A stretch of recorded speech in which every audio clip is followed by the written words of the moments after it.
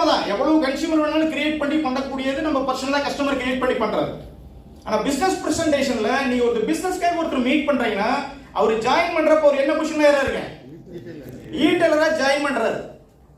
ஈடெலரா join பண்றவரு பிசினஸ்க்காக join பண்ணிட்டாரு. இந்த particular person நம்ம ப்ராடக்ட் யூஸ் பண்ணணுமா வேண்டாமா?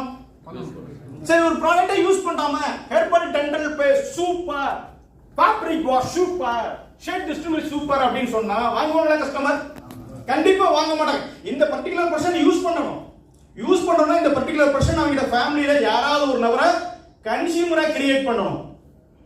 நம்ம ஃபேமிலி கன்சியூமர் ஐடி போடுங்கன்னு சொன்னா நம்ம ஆளுங்க ஃபேமிலி ஈட்டர் ஐடி தான் போடுறாங்க. தயவு செஞ்சு அதை மாத்துங்க. வரக்கூடிய ஜெனரேஷன் அது கொண்டு போவாதீங்க.